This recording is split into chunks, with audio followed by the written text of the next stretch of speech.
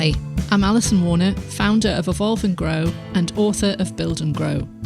Welcome to the Evolve and Grow podcast show, where I share lots of useful tips and advice to tradespeople who are looking to move off the tools and grow a really successful business.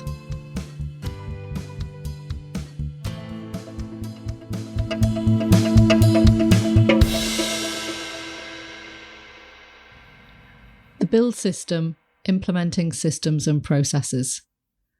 So in this podcast, I'll take you through proven systems and processes that I know work for construction and trade businesses.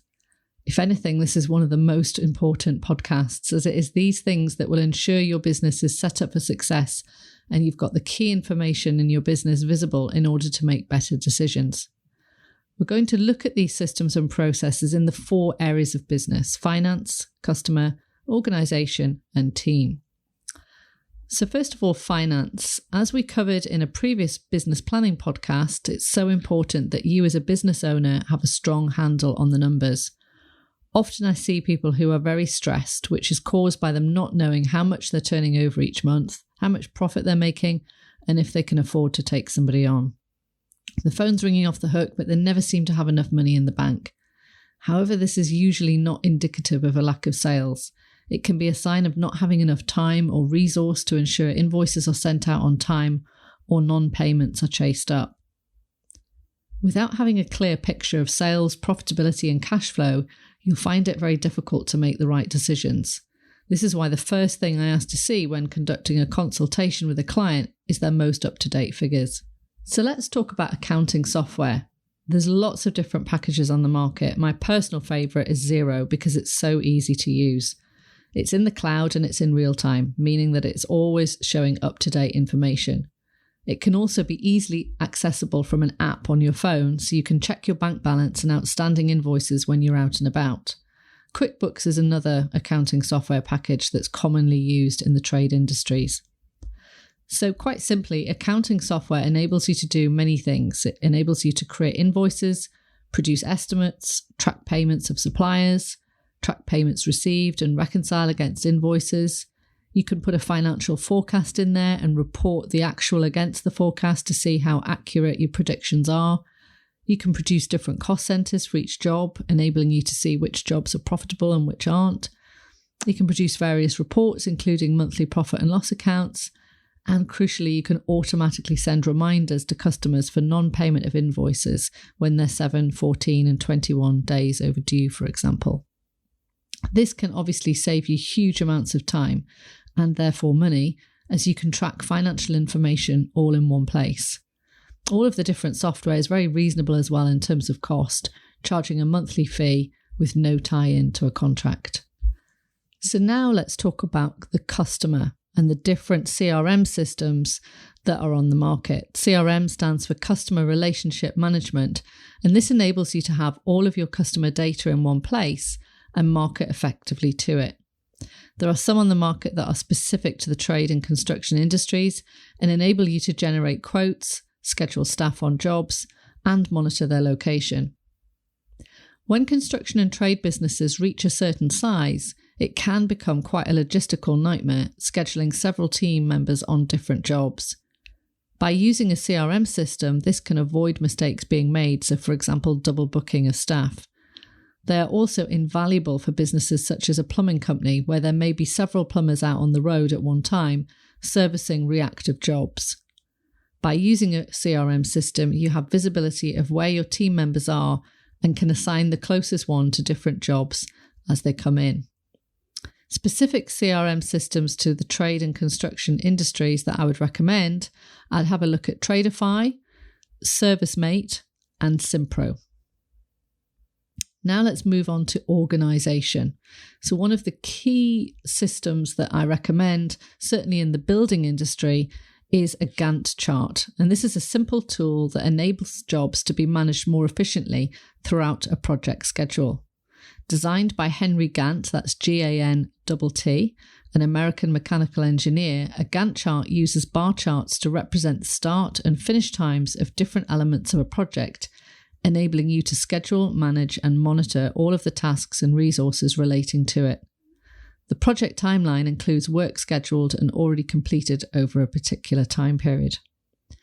This tool also enables other systems and processes to work efficiently. So, for example, the ordering of materials and the management of staff to complete tasks on time. It enables staff to know what they have to do in what order, shows the tasks that can't be started until others are completed, and can identify and report any problems that occur along the way. There are many Gantt chart tools widely available on the web. One of my favourites is Team Gantt. That's, remember, GANTT.com.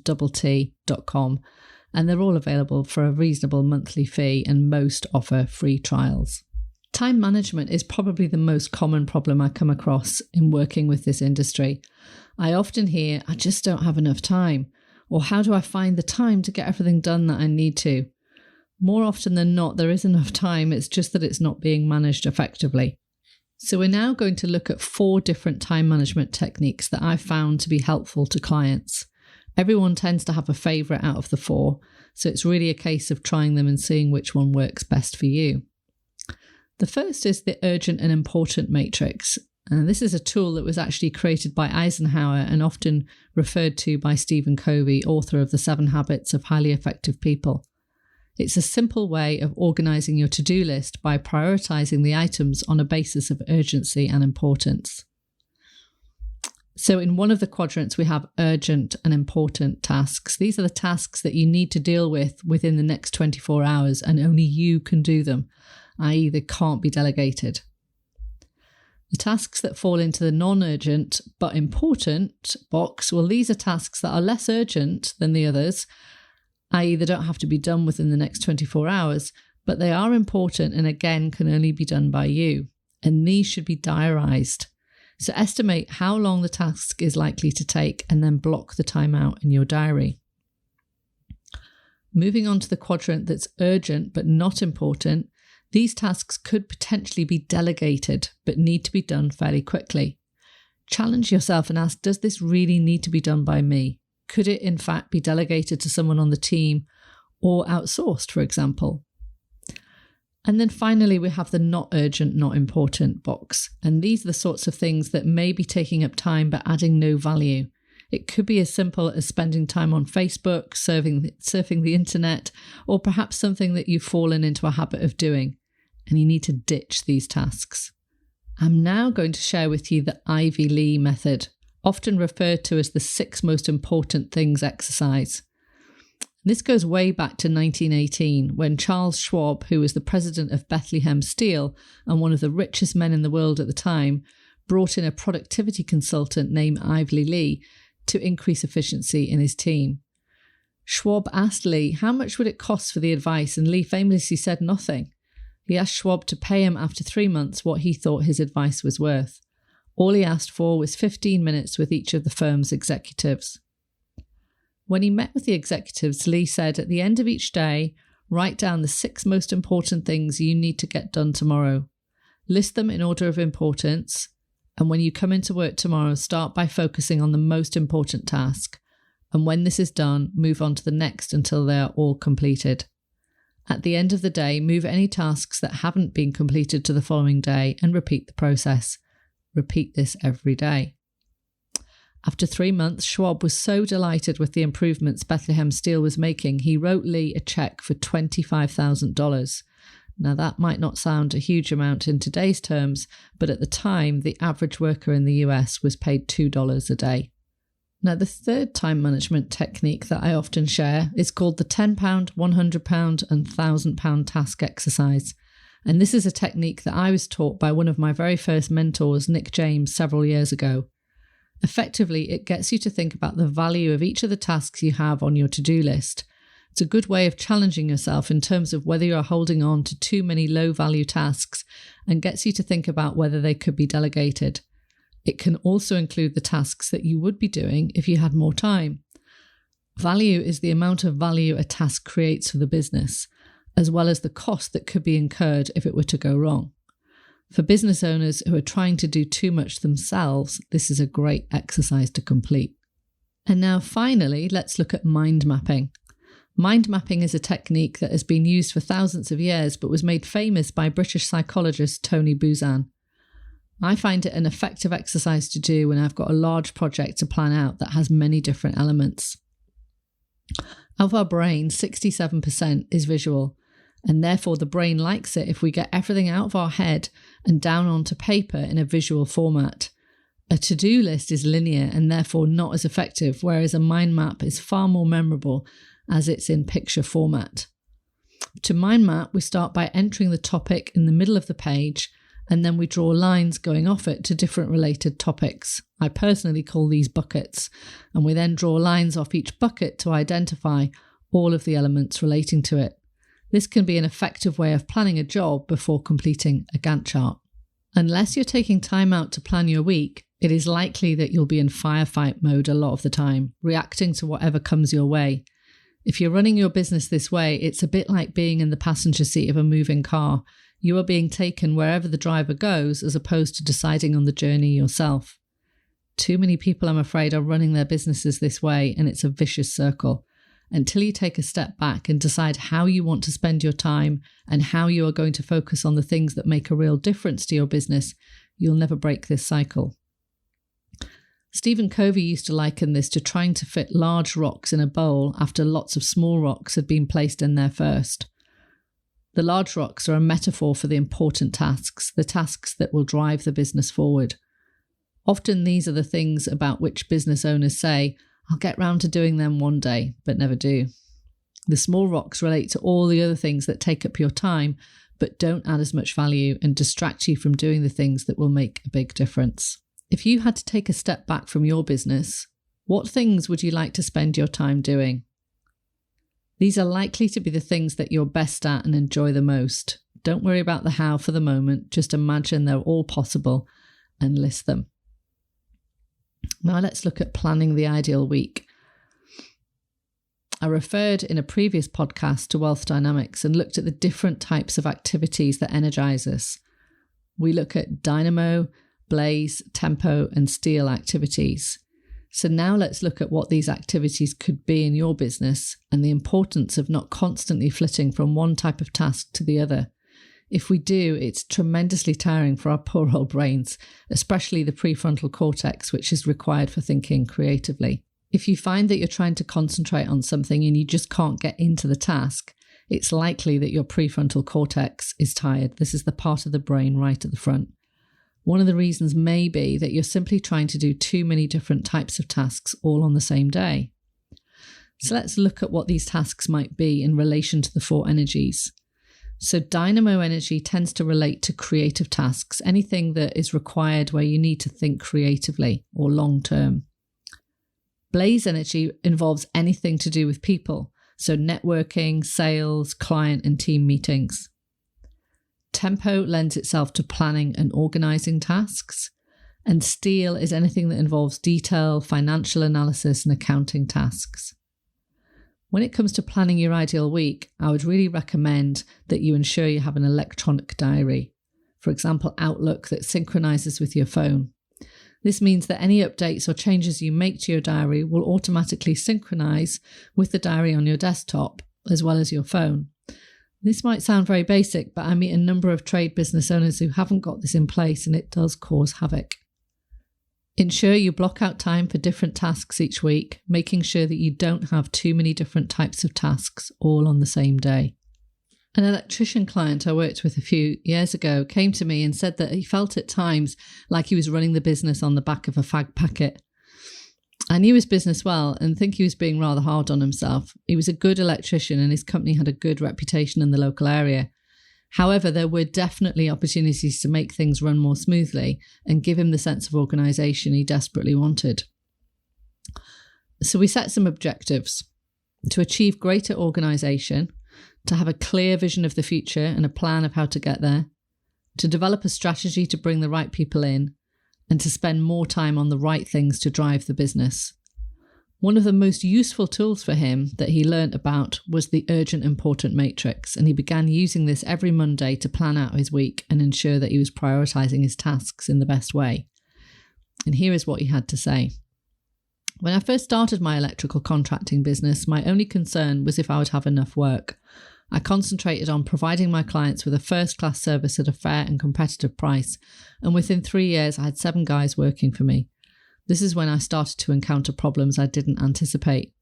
I was experiencing a high demand for my services and did not have the systems in place to deal with them. This resulted in me losing out on potential business and becoming very stressed. The biggest stress was that I had money coming in and going out, but had no visibility of what my company was earning and where our biggest expenses lay. So the things that we implemented that made a huge difference were having somebody in the office, having visibility of the figures and knowing what he was spending and earning each month and how to improve it, planning his week, he was reacting before, and then finally getting the right people in to do the right job. So then finally, let's now look at the team area of business and some of the systems and processes that you can adopt in this. It's so important that the team has a routine to work to and communication systems are in place to set the team up for success. Neil Gulven, who runs a health and safety consultancy within the building industry, says it's so important to keep up-to-date files on each employee. He says, quote, "Having employees' personal development and training records ensures the organisation is training and developing their employees and are a competent contractor. Employees benefit by having access to the file as this records all the employees' training and certification and gives the employee a sense of achievement and professionalism within the organisation." One-to-ones are essential to keeping staff on track, but also for nipping problems in the bud that could potentially escalate. Dedicated time one-on-one with each employee each month over a coffee is time well spent. It shows you care about the individual enough to find out how things are going for them and to provide them with some feedback. This could be positive as well as constructive. Often employees may have the solution to a problem that you've been racking your brain to solve. Because they're closer to the cold front, so to speak, in a lot of cases, they often have good ideas and may have seen something that you have missed. One-to-ones, therefore, provide that opportunity for you to ask your staff what their opinion is about a particular problem and how they would go about solving it. Often, I find poor communication causes a lot of a company's problems. Sometimes this is because the business owner doesn't have the right template to remind them about all of the different elements of a job. So, for example, when they're doing an initial site visit, hence they don't collate all the right information to communicate back to the office, and the business owner visits the customer and scribbles down key points on a bit of paper and then tries to remember all of the different elements to prepare a full quote when they get back to the office. There are 2 problems with this. The business owner is carrying too much information around in their head, and they're not delegating the task of quote preparation. This can create a huge bottleneck, causing a delay. Customers chase for quotes, which puts the company in a bad light and often results in lost business. This was exactly one of the problems that I encountered when working with a client, we'll call him Dave, who is the managing director of a construction company. He arrived for the consultation looking very stressed, but was also open to receiving help and advice. We began working together in the October, and I could instantly see that the business would benefit from some simple structures to create better communication and enable Dave to let go of a lot of tasks. Dave's strengths lay in creating fantastic conservatories. He was clearly talented and had a lovely way with customers. Winning the business was not the issue. It was what happened once he had agreed to send the quote. That was where it was all going wrong. I could see by visiting the shop that there was no shortage of demand for Dave's services, but the sad fact was that most jobs did not go anywhere. Dave was physically unable to get all of the estimates and quotes done, hence there was a ton of money being left on the table, so to speak. This was a classic case of finding the plugs, as I call them, so that the business could take off. So the steps that we took were, first of all, to define roles and responsibilities so that Dave was able to let go of many of the tasks. We appointed 2 team members as project manager and logistics manager and held a team meeting to outline the customer journey from inquiry all the way through to the point where the job started, highlighting the templates and process required. We created effective survey templates, a basic one for the initial visit and a more comprehensive one for the full survey stage. We then created a Gantt chart so that the job could be properly planned, highlighting all of the materials that were required, and delegated responsibility for the ordering of the materials. Finally, we implemented weekly team meetings so that the installers could be properly briefed on new and existing jobs. In addition to weekly meetings, monthly meetings, including the whole team, are also a good practice for any business.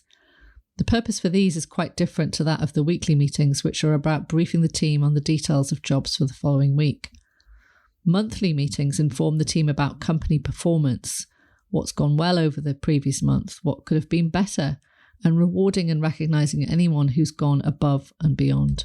So, in summary, identify which systems and processes are missing from your company. What would make things run more smoothly? What could be automated, freeing up time for you and or the team? Give one of the time management techniques a go and note the difference it makes to how organised and productive you become. And finally, good luck. I really hope you've enjoyed today's podcast. Please do share on social media. And if you'd like to learn more, head over to my website, www.evolveandgrowcoaching.com, where you'll find more details and also my book, Build and Grow, which is available on Amazon. Finally, you can also support the show by writing a review and subscribing on iTunes.